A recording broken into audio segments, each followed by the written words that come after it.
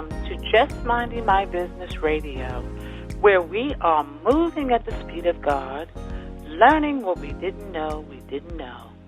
I'm your host, Ida Crawford. And I'm your co-host, Ruth Haskins.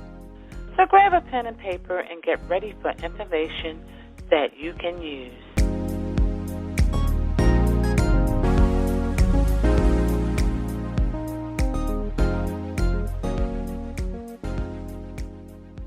Well, welcome, everyone. Welcome to Just Minding My Business Radio. We are so pleased that you're with us this evening and hope that you've had a fabulous day. This evening, we have a very special guest, Zach Tomlin. I met Zach a couple of weeks ago at Ignite 8, Carroll County, and he had a fabulous topic. But let me give you a little background on Zach first. Zach Tomlin started his journey as a tech entrepreneur at age 26. His first company, Tomlin Technology, has been in business for close to a decade and has been continuous growth throughout that time. Zach holds numerous certifications in the field of information technology and cybersecurity. His company is responsible for the IT infrastructure and network security for numerous organizations, including many international clients. Throughout his time working within the industry, Zach has seen many things that concern him. This has led to a passion for spreading awareness about the dangers of the connected world. So he has spoken at many places, but tonight he's going to speak with us, and we're so glad to have you, Zach. You have a fabulous topic, and we are all ears. And everybody out there who's listening, grab a pen and paper because you're going to get some news you can use. Okay, fire away, Zach. The floor is yours. I know. Well, thank you so much. Ida always has the opening question. So. Okay. Well, thank you for having me. I really appreciate the opportunity to use this platform to spread the awareness. So it means a lot to me. So thank you both. Oh, you're very, very welcome. Yes, absolutely. So how did you get on this road? So IT or cybersecurity? Well, IT is going to lead into cybersecurity. It is. Because of the world that we live in today. Right. Well, so when I was younger, believe it or not, I was a professional hip hop artist. And then that didn't really go where I wanted it to go. But I was always a nerd. And I was like, you know what? Let me get into something I'm passionate about. So I jumped into IT, took every opportunity I could possibly find. Didn't have a college education, no degrees. But I knew I had to make it somehow. So I just went out, learned, worked way more than 12 hours a day. And from there, just grew to love what I did, and I still do to this day. So that's how I got into it. All right. Yeah, I love IT. I've got over 25 years in the industry as well. And I started when the computers were big as rooms. Seriously, I was a key punch operator. That's how I got in. With cars and all that kind of stuff. So I've been in the industry for a long time, and I've watched it evolve and turn into what it is today. Okay. So that's really awesome. What is your cybersecurity? I think that's a really, really important thing these days because hackers wake up like we do to go to work. Mm-hmm. They wake up to go to work. They do. And they're getting smarter and smarter as things come up to stop them. They learn ways to get around it. Right. So in your company, what kind of things do you, let's say, implement or teach in order to protect people from the cyber enemies? The first thing is end user awareness. That is the most important and crucial part of cybersecurity. You can implement $1 million solution, firewall, and all the precautions, but all it takes is one user that's uneducated. They click on a link, and all of a sudden you have, like Baltimore, you saw it was either WannaCry or whatever the crypto locker virus was that they just got. And that's all it takes. And they're in. So all that implementation you did, all that money you spent is useless because the end user wasn't educated. So one of the things we do is we do educate end users all, consistently, whether that's through talks I give. We do phishing, tests and things of that nature, videos to kind of show people, what to do, what not to do, because at the end of the day, the end user's the weak link in the chain. We also, there's three things you can do, when it comes to cybersecurity. You can mitigate the risk, which is, spend money on training, hardware, stuff like that. You can transfer the risk, which is, getting an insurance company to protect you from data breach, which every business owner, if you don't have cybersecurity, data breach insurance, definitely look into it. The last one is accept the risk, which means, you do your risk assessment, you say, we can lose this much money, and that's acceptable to us. So those are the three choices you have. And we try to give people the best option for their business. And that's kind of how we go from there. But really, my main concern is really residential people and just typical everyday people that don't know so much about IT, because now we have the Internet of Things. We have things possible that we didn't have possible 10 years ago. And that's really the presentation I gave that Bruce saw. Yes. And it's also, it's something that people were unaware of. Like the technology is evolving so rapidly. And there's a gap between what people know and security and where they should be at. So. Okay. Zach, this is a perfect lead in to the information that you shared at Ignite 8.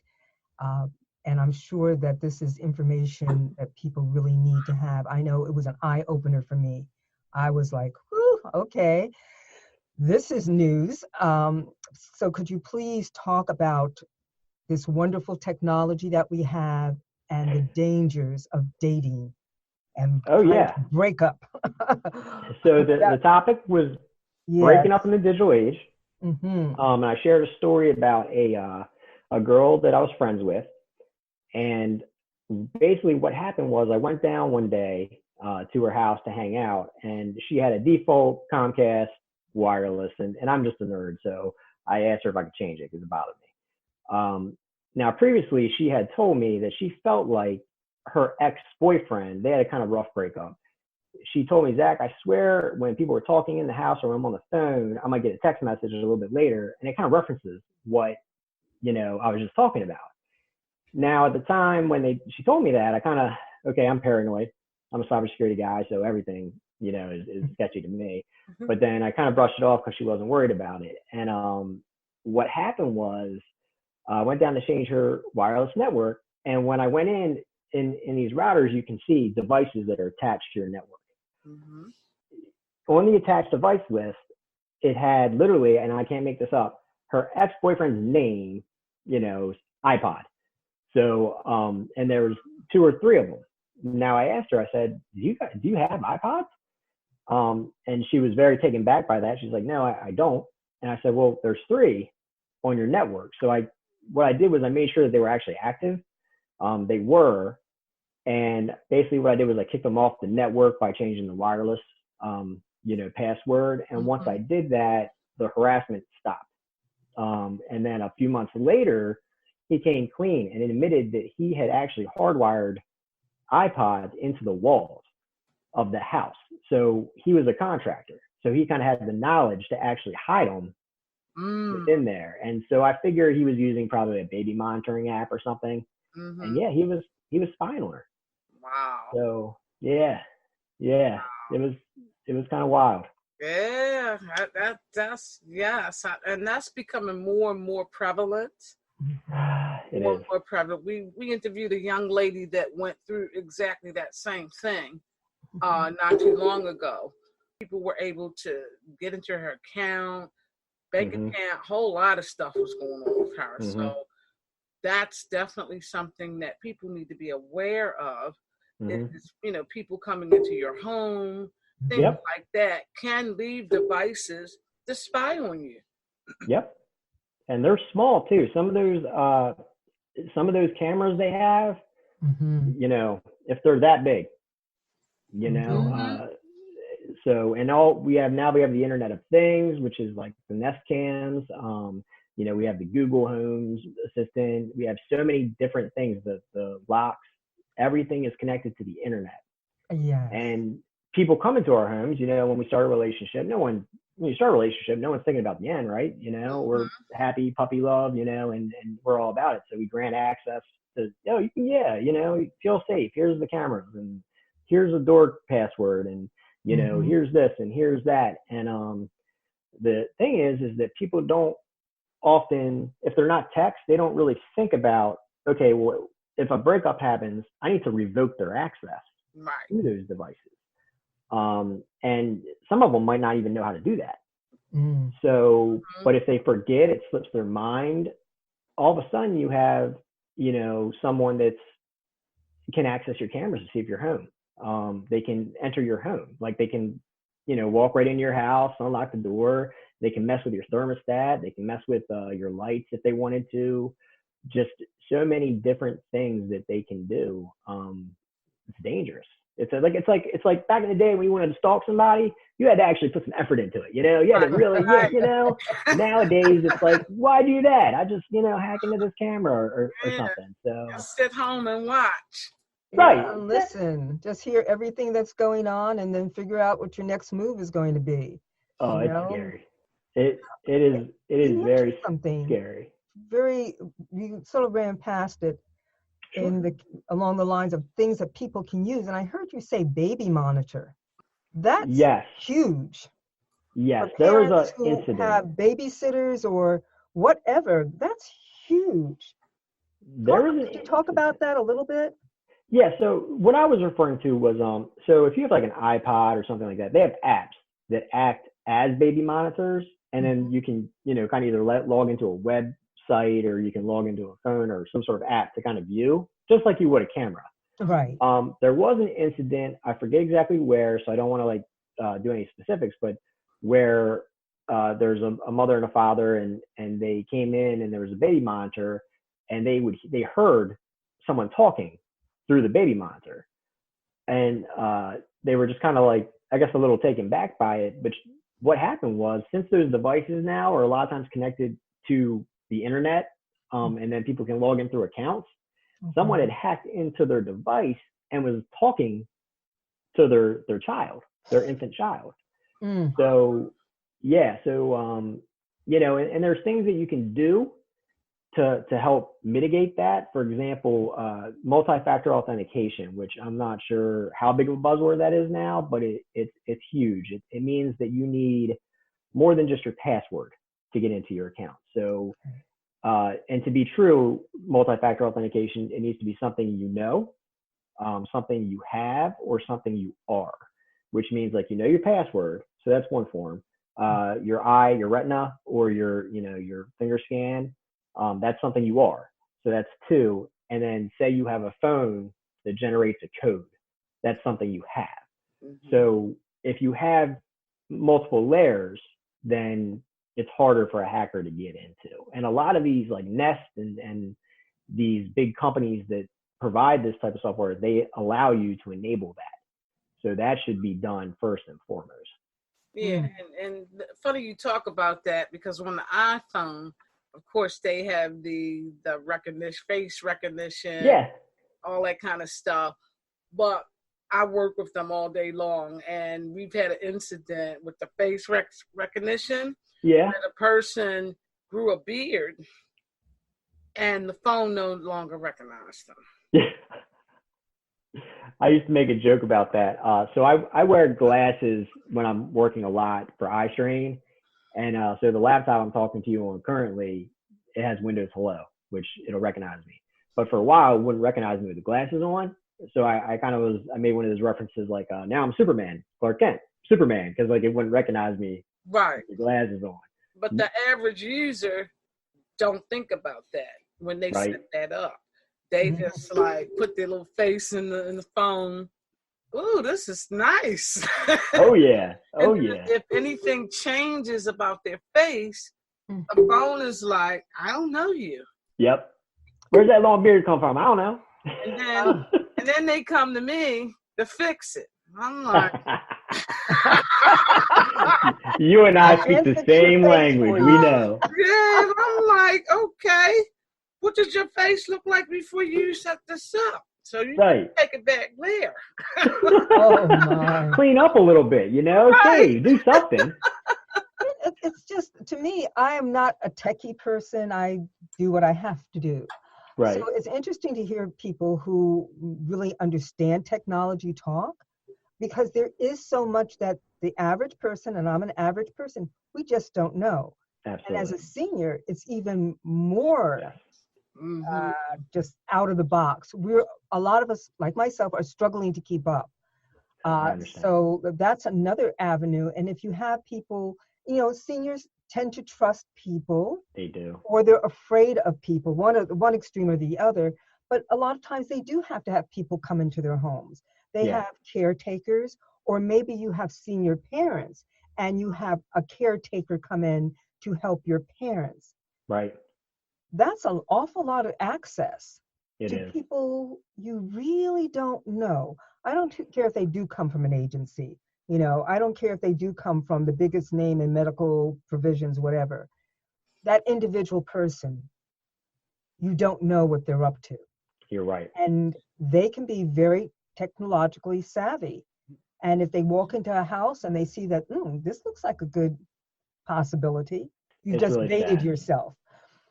It's very sad. And, I think about my grandmother, and she's actually pretty with it, which is, it makes me smile, because like sometimes I go over there and I'm like, man, what do you like? What? Like, she's pretty with it, but you're absolutely right. There's a lot of seniors that they don't, and they'll fall for like the typical scams, like, like the Nigerian prince one, Yes.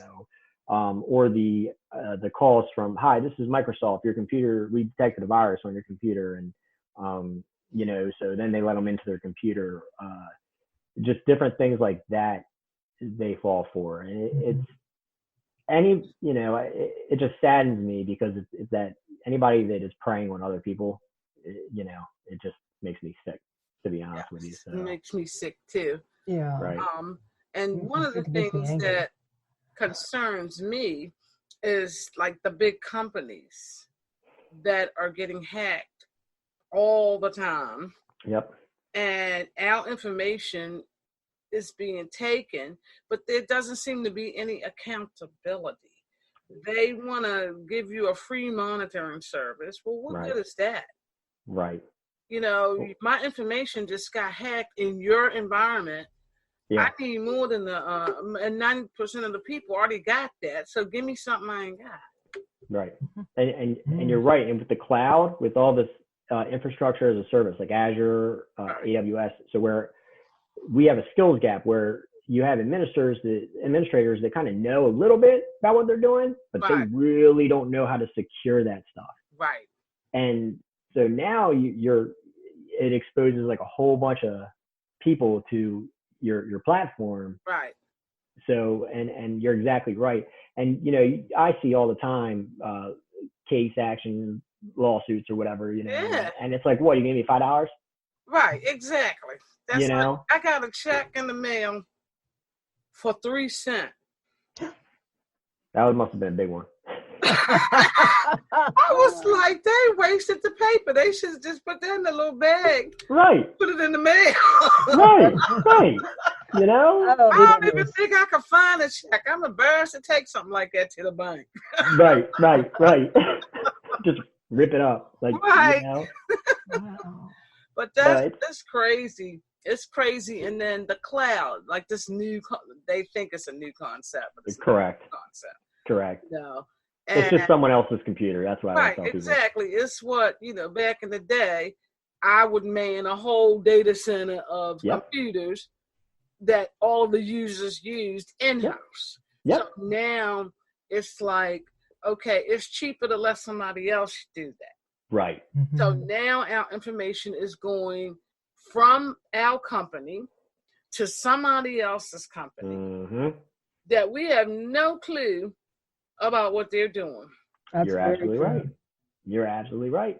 Wow. And there's a lot of hands in that cookie pot. A whole lot of hands. And the more hands you got, mad employees or whatever. Mm-hmm. All of that scares me. So it's like I'm on the at work, we're on the Microsoft cloud. I think every business is on that Azure. pretty much now. We're And getting they're there. always trying to make me use all of the cloud apps. Right. Like my docs. Oh, okay. They want me to save it to OneDrive or SharePoint or OneDrive or one of them, and it's right on my external drive. Right. I trust myself. I like what's called a hybrid model, and I guess this is a business thing, but I like a hybrid model where basically your data is stored in-house, but gets backed up to the cloud. So you still have ownership of your data, but at the same time, like anybody, you have an off-site backup. Right. A lot of, because you never know, like some of these companies go bankrupt. They could, there's a whole bunch of stuff that could happen, and they have ownership, or they could jack up the prices. Right. And all of a sudden they own your data, and it is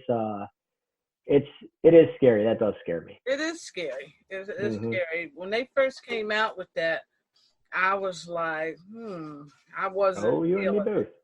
You and me both. I wasn't feeling it at all. You and I both. And I don't save much in the cloud. Trust me. Well, yeah, I would. Yeah. Well, getting back to like the dating scenario and that stuff, even services like iTunes, your messages are synchronized across a whole bunch of devices, and if somebody has your password, they might be on their Mac computer just watching what you're typing. Same thing, with a whole bunch of other services, Google and Facebook. So people have to be aware of that, like your platform or what you're using isn't isolated to one device if it's synchronizing.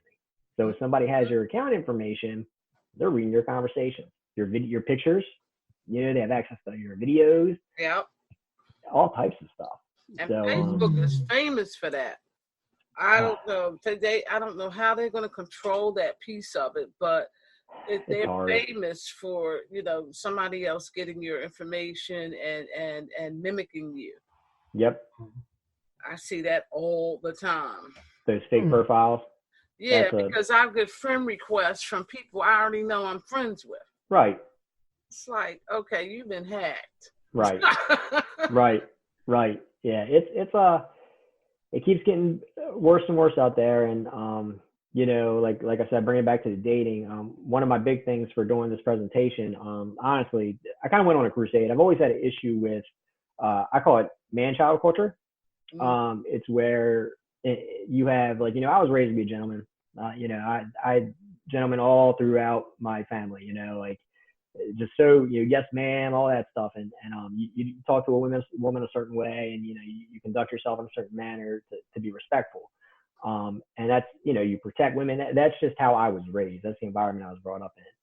I have no idea where these guys, I'm not even gonna call them men, where these guys get off, like just sending, while they're on dating sites or Facebook or wherever, and just sending pictures or sending, like disturbing messages. And it's harassment it's so overwhelming. My female friends, like they'll sign up for a site and they'll have 200 emails instantly. And it's disgusting what these people are writing. And, first off, like, does that even work? Like, why are you even doing that? But what it really started getting to me, now I was going to make a website a while back. I forget what the domain, it was going to be like, dude, what are you doing or something. I was going to put these people on blast because honestly, in my opinion, if you're going to do that, put it out there. If you put a couple people out there, maybe they'll change their tune a little bit. But what really got me was a really close friend of mine was actually raped, and that it was hit so close to home. So I kind of been on a crusade since that point in time to really spread awareness, because you have, all this harassment is online, but that will also translate when you're going to meet up with somebody to go on a physical date, and things of that nature. So now you're meeting people you really don't know. They can put on any facade they want. And then potentially, if you're not safe, you're putting yourself in a situation, bad news. So that's what I've currently been trying to, you know, with all the dating profiles and the dating apps, and trying to make sure that, and I keep saying women because, you know, but making sure that, look, do a case search. Like, you know, and I've heard some of my friends say, well, that's invasive. No, it's not. Do it. Google them. Do as much research as you can on them. Oh, yeah. Okay. Yeah, I mean, always. Right. And because you'd be surprised, you know, and people can put on this great facade and really present themselves, or they could be in a position of authority, like a law enforcement officer or something. And you know, we have good law enforcement, bad law enforcement, and some people would use that trust factor. So, you know, make sure you're meeting in a public location. Don't go home with them, you know, the first night, or, you know, things of that nature, and make sure people know where you're at, and check in on you. You can, you know, there's certain ways you can ping phones and people can make sure you're okay.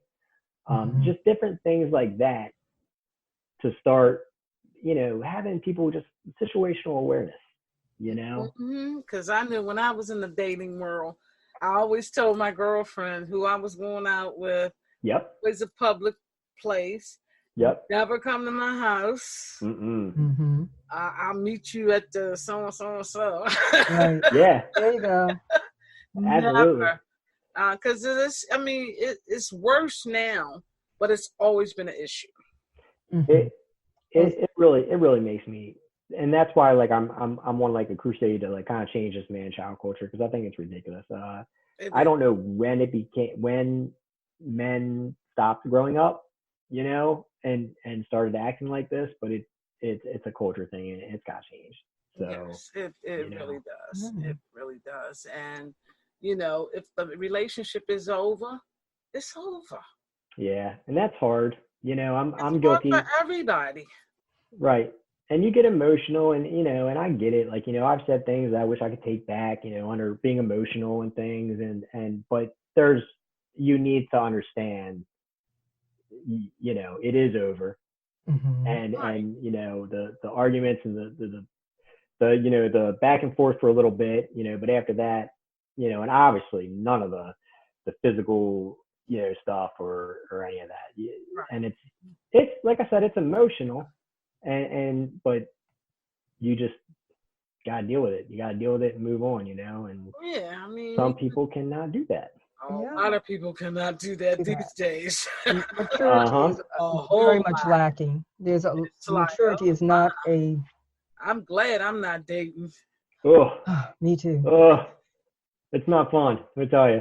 Yeah. And dating service, when they first came out with that, I was always afraid of that. I'm like, yes, no, I did not understand that. I was like, that's just putting yourself at tremendous risk. Like you said, people make themselves look really good, you know, and but you have no idea who's behind that 100%. facade. When that mask comes off, it may be in a situation where you cannot extricate yourself. The old-fashioned way works better anyway. You know, I wish. That's the way it is now. That's how people meet typically online. I don't really meet a lot. I mean, you know, I go out and do a lot of things, but I don't really meet a lot of women. I'm 35, you know, so it's that age. So a lot of it is the online dating. But you know what? That's so strange. The way I meet people is when I'm doing what I'm doing. Right. Right. You meet people when you least expect. Right. Very true. When you're in the motion of doing what you're doing, that's how I met my husband. There you go. I didn't even like him at first. There's hope for us all. So it was like I was in my element doing what I was doing. Yes. And that's how we met. And that's pretty much how I've met most relationships that I've gotten into. It's been through whatever I was doing. And that's super important. And what you were doing is probably why he found you attractive, because you were focused on what you wanted to do, what you wanted to accomplish. And I feel the same way.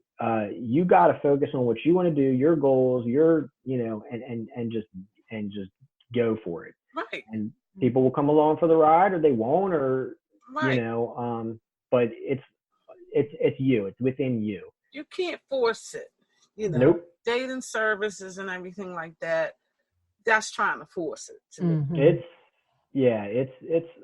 I've gotten off a lot of the sites, because it's just been a disaster sometimes. But I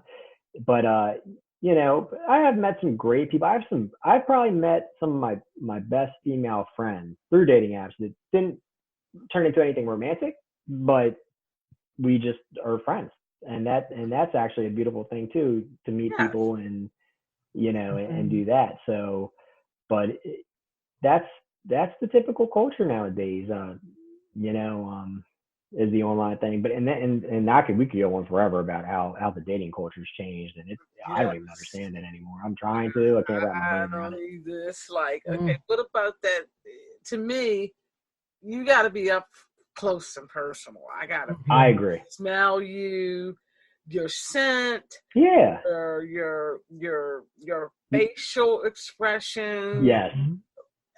The things that come out of your mouth without you having to edit, without being edited. These dating sites, people edit themselves. Oh my goodness. Exactly. So you need to be with someone like upfront and personal, like Ida said, so that you can catch them on their unawares. We all make slips and whatnot and reveal who we are. And that's really it.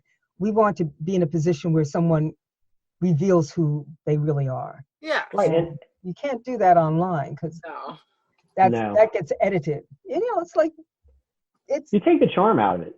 Yes, in my opinion. Absolutely. There is no romance on. I just don't get that at all. It's just not romantic. Not at all. Online. It's not. It's like a form you're going through, and that's I always say, I'm like, well, my charm doesn't translate. My facial expressions, my animation. I'm so you need to see that, and someone can looks or eye of the beholder, but like someone can be so much more beautiful because of their personality. And I know that's like cliche and people don't believe that, but it's so true. Like it is beyond true, where you could take beauty and all of a sudden it's just stunning because of the personality. And that's how it should be. That's how it should be. That's the way. That's our makeup. That's how it is. Yes. What is that? Love at first sight, or that attraction that just makes you go, ooh. Right. That spark. I see something. Yes, that spark. That's what you look for, and then you explore that. That's what you explore. I'm sorry, you just can't get that online. That's like. I don't know. I can't do watching a movie and knowing that you're really not a part of it. Yeah. You're not sure whether the other person is acting. And you don't know who you're talking to. That's the exactly. Problem. I want to see you live and in person. Yeah, they can say anything in words. I mean, if we had money for words, we'd all be rich. Right? That's right. Right? Yeah. Right? It's it's funny. I've been writing poetry since I was 12. So a lot of times when I speak, if I feel like emotional, or if I feel like, I will speak, and how I speak is like poetical emotion to an extent, to the point where women are like, wait a minute, like this guy feed me lines, but it's because there's so many guys out there that's what they do. And it's like, no, that's just how that's how I express myself. But so it's like that. You don't know who people are, and then you have the people that come before you that the jump build up that mistrust. And you got to pay for all of it. All of it. It really does, and I'm so blessed to have mentors all around me, and I just like listen to them, and so I'm so focused on self-worth, and that's how we all should be. That's you grow internally, not external validation. So that's true. Wow. Speaking in those terms of growth, we have so much technology, and I see people all the time. Their faces are in their phones. And how much is, you and Ida really know the technology end of it. How much of that is really affecting relationships? Because I see it, my favorite scenario is a group of friends out at dinner, or even a couple out at dinner, and they're both have their faces in their phone almost all the time. They may stop between bites, but they've got that phone in front of them. So how does technology play into this whole relationship situation? I'm still trying to figure that out. I look at technology as a double-edged sword. I always say that. I think that there are so many great things that people are doing with technology, like especially when it comes to the health field, medical field, things like that. But you always have those people around that are there to perverse that technology and use it for bad things. So when it comes to social media, obviously I have a big presence on social media. It's kind of it's my job, to kind of get my face out there. But I do often think, am I contributing to the downfall of, the typical relationship? Grass is always greener on the other side. And then all of a sudden you see a whole bunch of fences that you can jump over, Mm-hmm. So, and like I told you, imperfection, I find imperfection beautiful. That's what that's humanity within us, right? Is to be imperfect. Mm-hmm. And when you have the situations of oh, this person's not perfect, so there's this one little thing that I have on my list and they're not checking that box, so I'm going to go over here. And they don't work through, the debates or the arguments or the disagreements. And it's really sad to me because I've spent a lot of time, focused on relationships and like reading about them and things like that. And people give up way too easily now because it's like they feel like they have another choice right down, a click away. Mm-hmm. So, and as far as being involved in their phones and always on it, I mean, I'm guilty of it. I really am, especially for business. It's like I never get away from it. But yeah, no, I see it all the time. I see groups of people out and they're all on their phones and nobody's really talking. And I'm like, are you guys like commenting on each other's statuses? What are you doing? And especially on a date, the rudest thing ever. Put your phone in your pocket. Don't put it on the table. Put it in your pocket.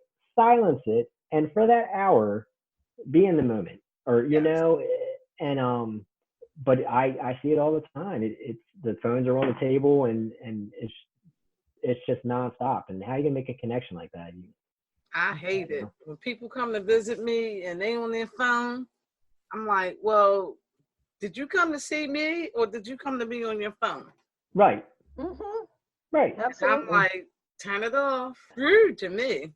Very rude. To go to somebody's home or be in the presence of somebody and you're constantly on your phone.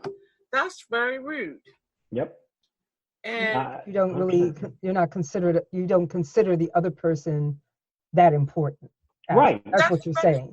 You're not important. To me, that's exactly right. Right. That's what you're implying. Yeah. Yeah. And for me, I'm to the point now where I have to have some downtime from the phone. I have to have some downtime. Yes. And, I put my phone on the charger in another room. There you go. And that way I'm not tempted to pick it up and check a message or check this because you need that time away from all of that. Yeah. Mm-hmm. You really do. You're 100% right. And, that's the being in the present, that kind of stuff, and the notifications and all that stuff is they know what they're doing. They're smart. That it's a hit of dopamine. Every time you hear that text message or that, Facebook message, it's a hit of dopamine. So I turn that off on my phone. Right. Because I can't, it's a distraction, especially it is a tremendous distraction. And I'm getting all this messenger stuff coming up, and I'm like, and I want to look, or I am looking. Correct. Taken away from what I'm supposed to be doing. Yeah, absolutely. Or it's just stress. Or it can be stressful. Like they hear that email when you're, very you're like, stressful. oh, like, I agree with on? that. We're just on our phones so much. Every time you hear that buzz, you jump. You know, and then you get all these other crazy phone calls, and don't make the mistake of hitting the wrong button. Starting to send them spam calls to the phone now. Yes. I heard they're getting worse and worse. It is really bad. Yes. Mine hasn't been too bad, but Yeah, it's getting bad. We've covered a lot of different things here, Zach. Yes, we did. Yeah, I like it. It's a great conversation. I love it. Yeah, it's awesome, an awesome conversation. And I hope people are listening and that they're taking note, because we talked about a lot of things, and technology is here to stay, not going anywhere. It's evolving. Bottom line is, how do we, and perhaps you can give us like a list of how do we use technology wisely, and on the flip side of that, how do we protect ourselves? Well, there's no such thing as total security. There's a gentleman once that said, you could you could dig a foundation 20 feet deep, pour it with concrete, and have a computer in there, and someone still figure out how to crack it. So there's no such thing as 100% security. Awareness, think before you click, is one of the biggest things. If it doesn't look right, if it doesn't sit right in your gut, there's probably something going on with it. I could get into a bunch of how to look for spam emails and things of that nature. But when it comes to the safety element for me, it's mostly about making sure that the Internet of Things, that's the thing that really is getting me, because when you have cameras and things like that, make sure that you're using the multi-factor authentication, which I spoke about earlier. If you don't know how to do it, contact the manufacturer. They're going to help you. You also keep a log of who you grant access to. And in the presentation I had said that, because sometimes people come in and out and you quick access, and then you forget they have access, and next thing you know, there's somebody that has access to your stuff. So keep a log. Make sure you revoke access. Try to take a little time to understand the technology. There's a lot, but really it's just about being aware. And I want to say use common sense, but we all know that common sense isn't all that common anymore. But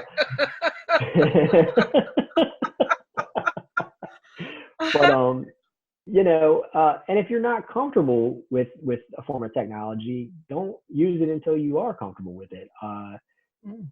That's just something, you don't need to set up a whole bunch of cameras or whatever if you don't really know how to change the default passwords and things like that. It's really about educating yourself, I guess. If I want to say one thing that's going to be at the top of the thing, it's educating yourself. And yes, people can hate technology, they can be adverse to it, but it's here. And like you said, it's not going anywhere, it's evolving. So educate yourself, and just, that's life now. Yes. And that is probably the number one thing you can do to be safe. Wow. Excellent. How do people get in contact with you? Well, so our website, you can get in touch with me through our company's website is tomlintech.com. My Facebook, I have a public Facebook page because I do personal branding, and anybody can reach out to me, and that's on Facebook. I'm at ZR Tomlin. It's Zach Knight Tomlin is the name, but they can reach out to me through there, or Instagram. It's Zach Knight, N-I-T-E, spelled N-I-T-E. And so any social media platforms out there, the office, you can call there. That's 410-861-6278. But if you go to the website, tomlintech.com, there's tons of ways of getting in touch with the company. But if you want to get in touch with me personally, come to my Facebook page and reach out. I'm very approachable. Love talking to people. Love hearing stories, and that's what I'm trying to do is hear what people are going through and trying to help them through whatever I can. So awesome. Google had, I think, 2 or 3 apps in their Play Store that were malware. They were purposely used to spy on people. Right. Yanked them, but yeah, so the more apps you have, the more attack surfaces. Oh, yeah. Anything wireless, what people have to understand, when it's wireless, it's definitely a target. Yes. It's an entry point. Yep. Because it's open air. Yep. Open air. Yeah, and the tools are so readily available. Kali Linux, which is basically, it's an operating system that is developed. It's for ethical hackers. That's typically what they're for. But these black hats, it has every tool you could possibly want for hacking right there in a nice tight bundle. You're kidding. Yes. I nope. And and then you got I tell YouTube. you. So the kids want to know how to crack Wi-Fi. They get a YouTube video. They got Kali Linux, and all of a sudden they're doing the air crack, and they're looking for the handshakes and all the technical stuff that you would think you would need to be a genius to know. But if you're step by step watching a YouTube video, right? But the attacks are getting more sophisticated. They're more prevalent. You got people like me and Ida, trying to make sure y'all are safe, but it's uphill battle. It is. It's, one of my mentors, because when I was younger, I said, he asked him, he was like, what do you want to do when you grow up? I said, I want to be a white hat hacker, which is an ethical hacker. And he looked at me and he kind of smirked and he said, there is no such thing as a white hat, Zach. He said, or black hat. He said, they're all gray hats. They hang out in the same chat rooms. They and they pretend to be each other. That's just like law enforcement. They pretend to be each other. How would you get into this? Or how would you defend against this? So he said, everybody's a gray hat. And that's what it is. It's a constant battle, warfare. That nukes scare me, obviously, but cyber warfare is it is very real. Yeah, it is very scary. And I think that's probably the message that many people who are listening, certainly the message that I'm getting listening to you and Ida, this cyber warfare is not just a euphemism. It's something that is real. It is and very we're real. all involved in it. If you have a cell phone, you're in it. And who have one now? There's no way of you getting out of it. Not in this world that we live in, because this is it. And to educate ourselves is it's critical. Education. It's the key to almost everything, really. Across all of life. But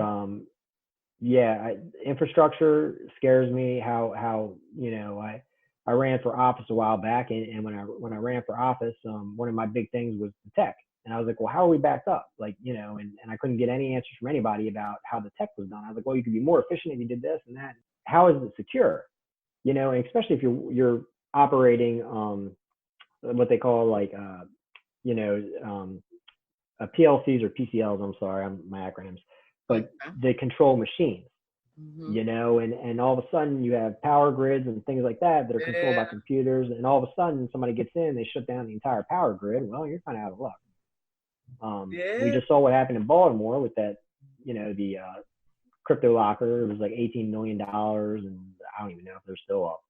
Your staff, people get complacent. Yes, they do. They go to work every day, do the same thing over and over and over. Some days they good, some days they ain't feeling it. and right along those lines is perfect, because I say network administrators, if you work for a company and you're a network administrator, yes, you're going to get complacent and you're going to get lazy. I've been there. I think we've all been there. So that's why I really recommend having an outside IT consulting company like ours come in and help with project work, or have an audit, like a cybersecurity company come in, audit, not to get anybody in trouble, just to say, hey, look, let's draw some attention to this. And because like you said, people do get complacent. And because I worked IT and finance, and that's probably one of the toughest places to be in IT. Sarbanes-Oxley, yeah. It was like, if something went wrong, that was a huge report. Yeah. What happened? Why did it happen? And what are you going to do to keep it from happening again? Which is actually more than a lot of people do, because Oh yeah.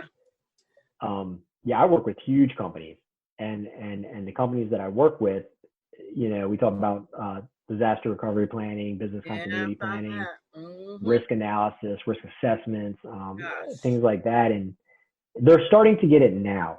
They're starting to get it now, but it's been an uphill battle to say you need to spend money on security. And being cybersecurity professionals, we're not just responsible for the keys. We're responsible for defenses, how high are the fences, the lighting, the security guards, the closed circuit television, every aspect of physical security, bollards, man traps. That is all under the realm of cybersecurity, the CISSP.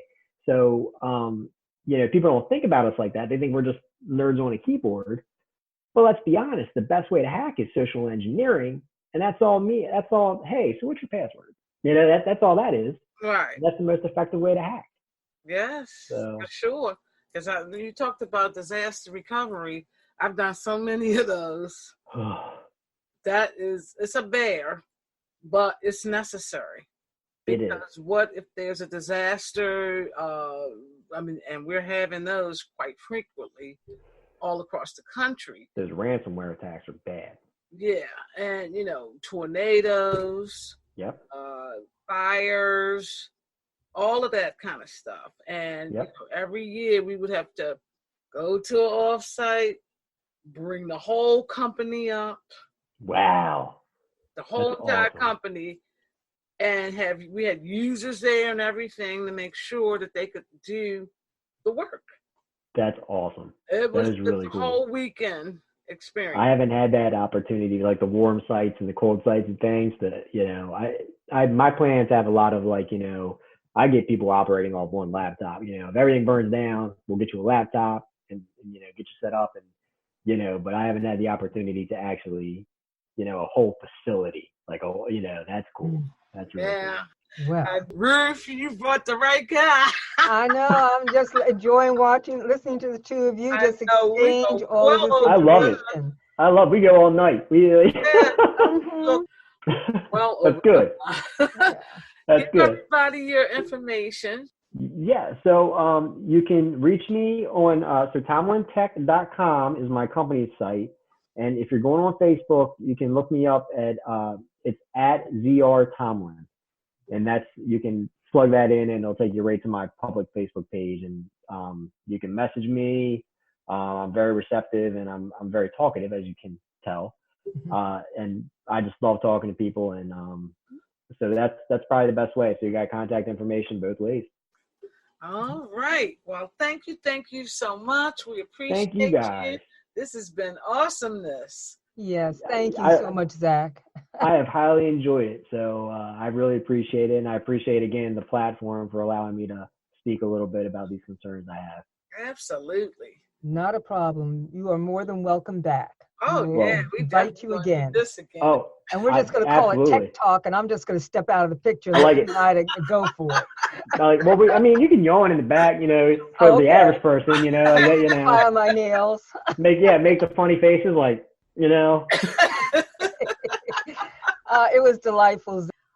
It was a pleasure, yeah. It was really a pleasure. I'm so glad that you were able to join us. Yeah. And I know all the techie people out there were like, yes! Okay, because you see me, my jaws is like locked.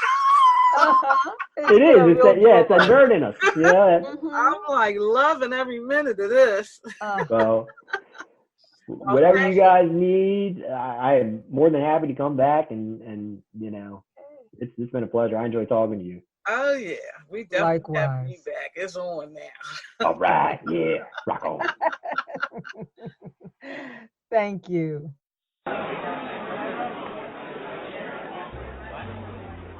Word on the street says there's something new at Just Minding My Business Media. You've heard our podcast, Just Minding My Business Radio, that brings news and views you can use. That airs every Thursday at 6 p.m. on iHeartRadio, iTunes, YouTube, Spotify, and Spreaker. Well, now you can watch Just Minding My Business. That's right, Just Minding My Business Media now has a TV presence on Raven International TV Network, broadcast on Roku, Fire, and Apple TV. Your business, through Just Minding My Business Media, has exposure on internet radio, major social media platforms, and now TV. Through Just Minding My Business, dynamic digital marketing platform. Don't listen to the word on the street. Hear it for yourself. Visit jmmb.asistercircle.org to learn how you can take your business, your vision, to the next level. Thank you to the amazing women of A Sister Circle Empowerment Network, ASCEN LLC, and our media partners. Let Just Minding My Business Media promote your business. For information, visit us at jmmb.asistercircle.org. That's jmmb.asistercircle.org. Voiceovers by RCH VoiceWorks. For when you want to be heard. Call 443-620-4115.